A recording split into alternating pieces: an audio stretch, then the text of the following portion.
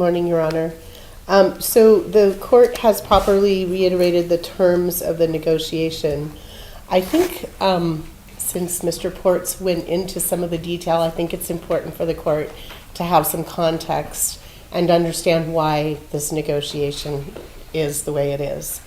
While it is certainly true that Mr. Traylor was involved in a fight with people at the strip club, Mr. Porter was not involved in that fight. And what happened later was Mr. Traylor went to his vehicle and then drove very slowly up to a group of people who he felt had aggrieved him in the fight and rolled down his window and displayed a firearm, causing other people to jump back. And then he sped into a group of people, ended up hitting a woman and hitting other cars, and then took off. And that's at the moment when the conduct from our client occurs. So while I'm not here to minimize it in any way, it's dangerous, there is no doubt, but there is a lot from Mr. Traylor that led up to this. And I think the court should also be aware Mr. Traylor is suing Mr. Porter, the nightclub. The nightclub is being sued by the woman who got hit by Mr. Traylor. I mean, there is a lot of moving parts here. But then Mr. Traylor met up with friends over at Town Center in a parking lot, didn't call the police.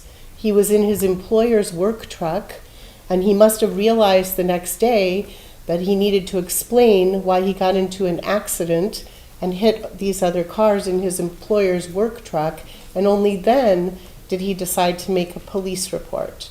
And he did have some kind of a graze wound on his hand. And again, no one here to minimize that. I think the court needs to understand that there's a dynamic here. I think because of the civil litigation, Mr. Porter's probably going to opt not to address the court, but I'll let him decide that. The negotiation is reasonable given the circumstances of this case. The other incident that Mr. Ports references has to do with taking a cell phone from a woman, and that is who was filming him, and the woman was actually punched by a female colleague of Mr. Porter's. But again, not trying to minimize. You know, we didn't come in here to minimize. We came in here to say that the negotiation is reasonable and the court should follow it. He does live in California and will be seeking interstate compact transfer under the interstate compact agreement. We believe that an underlying sentence of 12 to 36 months is appropriate versus the state's position of 4 to 10. There is no restitution request in this case. I noted from the probation report, and I assume that's because Mr. Traylor is going to pursue his remedies in some civil suit. And it does appear that Mr. Porter has credit time served for 22 days by my read of the probation report. So we would ask that the court, I don't think that there's any opposition to the order out. I thought that the strip corridor ended at Sahara. I did too, and that's why I was curious to see if there was a separate order related, because I think what the focus is if he's going to be interstate compacting, obviously right. Limited issue there, but if he's going to be here, you know, the request being made that to the extent casinos and sort of those environments might be not appropriate during the probation. Right. I understand the ask, I just wanted to see how it covered it. And they know that they've changed it somewhat recently, and I don't have a copy of it here. That's why if you wanted to include it to strip corridor to the 95, that's fine. I think you could just say it that way. I just don't think that the traditional order out region covers downtown.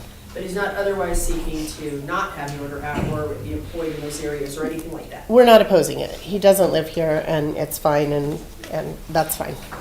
Mr. Porter, is there anything that you would like to say on your own behalf today? I appreciate that you have the other matter pending, but you know, it's up to you entirely. This is your opportunity to say something, but there's certainly no obligation. Okay. Mr. Porter's going to decline to speak on his own behalf today. Your Honor, I'm sorry, I forgot. Ms. Wildeveld is reminding me. There's one thing in the PSI that's not accurate. Okay. In the criminal history, it shows that there's a restraining order. That was dismissed. Which page are we looking? 3 or 4? Yeah, I think page 4. It's At the bottom of page. It's at the very bottom, supplemental information. That restraining order was dismissed in August. All right, it looks like it just had, when they found that the original expiration term, it wasn't, they were not aware that it had been dismissed. Right, I did not yeah. rely on that in any way for today's purposes. Okay. Primarily focusing on the prior history and in all candor, the weapon history, but we'll make that note for the record here today, that although there apparently was a protective order, that it's not currently operative. Okay, great, thank you. It's time now to hear from Mr. Traylor. Are you ready to come up, sir? Yes, ma'am. Do you want to be at council table or at the podium? Okay, come on up. Before you give your testimony, the clerk will speak. Swear you in before you speak. Please raise your right hand. Do you solemnly swear the testimony you're about to give in this action shall be the truth, the whole truth, and nothing but the truth so help you God? Yes, ma'am. Please state your full name, spelling your first and last name for the record. Kentavious Traylor, Kentabs as in boy, IUS, last name Traylor, Traylor. And Mr. Traylor, what is your testimony today for the court? So first of all, I just want to start by saying thank you, Judge. I'm just completely disappointed in this complete process, actually. From the DA to his representation, to him, to everything. It's just all been a complete drop of the ball on my end. I have complete lost faith in the justice system. This crime has done nothing but take a toll on my life since the day it happened. I haven't been able to get work. Everything has gone down the drain. I just feel like this has not been done on my case. I mean, this hasn't been done on my behalf. I know people who get more time for stealing bubble gum, honestly. I know people who do more time for stealing TVs than they do for shooting somebody. I'm just completely disappointed in all of this. I hate the way my name was ridiculed in the social media before I could even find out about it. Like I said, just this complete process has been a complete drop of the ball. That's all I got to say about it. It's a complete drop of the ball, and that's it. It is what it is. And Mr. Traylor, I really appreciate you expressing the frustrations that you have, and I know that the outcome here today won't change that, because what the negotiation is has a certain range of sentence and a certain but aspect to it. even that, like I said, I feel like those terms and conditions, I know myself included, would have more than that for domestic violence, for this or that. He has this going over multiple states, multiple this, multiple that. You guys are arguing semantics on, can he come here to make money? And so he doesn't deserve to be here. He doesn't deserve to be out and walking around. He doesn't deserve any of that, honestly. But because he has a little bit of money and a little bit of a name, you guys are going to give him that, and that's okay. But just at the end of the day, like I said, I just want to say my piece, and like I said, I'm completely disappointed in all of this. Understood. Mr. Traylor, and I'm not trying to convince you anything otherwise, and I'm not having a dialogue with you here. I'm just trying to give you the wrap up here that we are going to conclude this case. It sounds like you have another process pending. So but that has nothing to do with how I feel about this in general. Again, not a dialogue. I'm just sharing some information with you, okay? I understand that. I'm not trying to convince you of anything different. I'm trying to tell you that we're going to complete this process here today. To the extent that it closes out this process, good or bad, obviously bad from your perspective, it will close it out. And I hope that you'll use the other process to find whatever relief it is that you are seeking, not meaning whatever I presuppose any outcome there, but just that there is another avenue. And the court is going to act within the parameters of what it has here and bring this matter to a close. But I can assure you, I'm not giving anybody any breaks because of any status they have or money they have. I'm working within a system and within a negotiation, and I trust my counsel to make negotiations for reasons, and I appreciate that that's not going to sit well with you. I just thank you for your time here today and letting us know how you feel about it. Yes, ma'am. Because that's important. Yep. Thank you, Mr. Traylor. You may Appreciate take your seat if you wish to stay.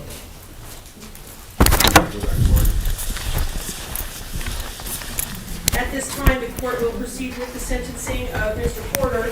And as per negotiations, we will go ahead. I'm going to give an opportunity of probation to Mr. Porter. Same discussion with you, Mr. Porter, that I had with another gentleman this morning. You are here and doing probation here unless and until you are affirmatively approved, meaning given actual permission by the Criminal Probation Department to travel out of state, whether it be a travel pass initially or your interstate compact, but you will have to be here doing your probation. And I'm going to go through the terms and conditions and your underlying sentence and all the specifics. And I want to emphasize something here before I even get to that point. I don't typically go through the standard conditions of probation one by one because I don't feel it's necessary. I know that they're applicable and then figure when you go through your orientation process and all that. Someone who has some prior history may be familiar already with some of those things. But the main point that I have for you here is the weapons, is the guns. You know you cannot have guns. There's no confusion on that point. And if you choose to roll with guns, then that's your choice. But I will tell you, if you get caught doing that, you get brought back here on any kind of probation violation, especially anything involving weapon, I will not hesitate to put you in prison for a significant period of time. You are playing with your liberty, your life, obviously, but you're playing with your liberty if you're going to have guns and do anything that's going to violate your probation in that regard. Do you understand? Yes, ma'am. I don't want there to be any confusion. I hear people who say things about, I didn't realize I couldn't, do this or that or have pictures with them or whatever. No, 0 guns around you where you are of any kind.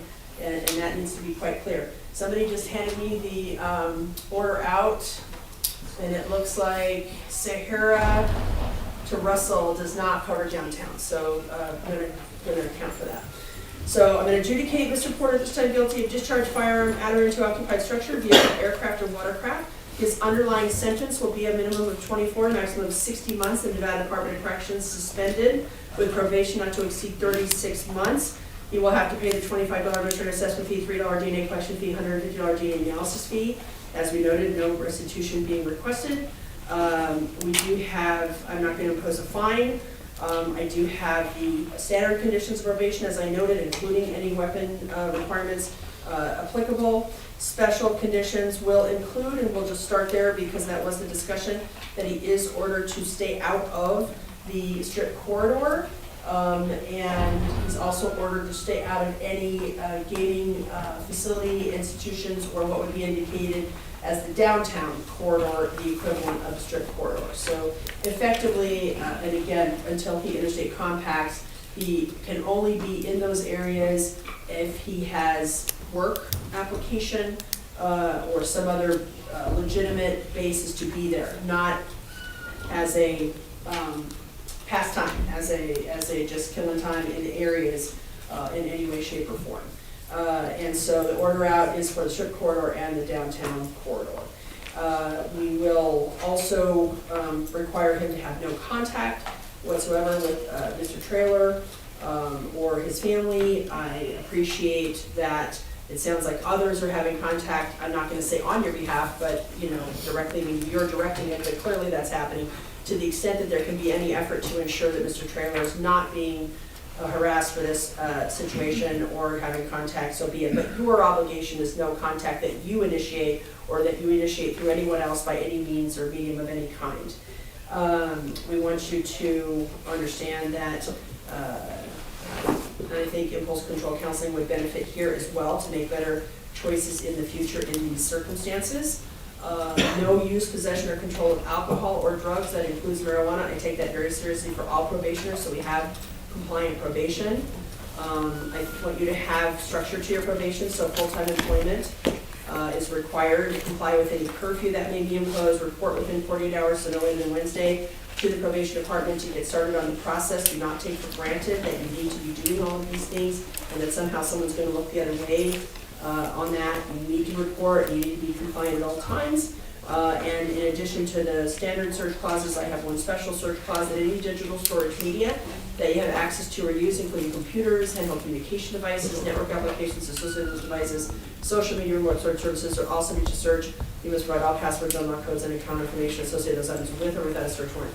at the request of Division of Parole and Probation or its agents. As to the count 2 adjudication, that is the battery misdemeanor. I'll send this magistrate, give you credit for time served, so your probation's only going forward on the 1 count. But you do have a significant sentence hanging over your head. It's not the max the state asked for, but it is still significant. I'm not undermining any of your prior history. I'm looking at this case and the circumstances as I understand them, but I do want to be clear that, again, I will not hesitate for you to spend a significant amount of time in prison in the state of Nevada if you do not comply with this probation in all respects, and you do not stay away from those weapons, and any of that comes to light for us, all right? I think the other counts were already dismissed out of the negotiation, but to the extent counts 1 and 3 had not been dismissed, I believe those should be dismissed today. Yep. And then if there were any, other counts bound over prior to that, those would also be dismissed today. Is there anything that we did not cover? I don't think so, Your Honor. Thank you so much.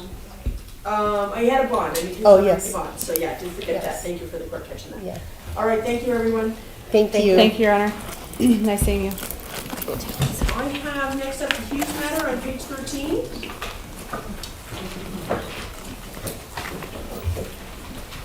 So for revocation consideration.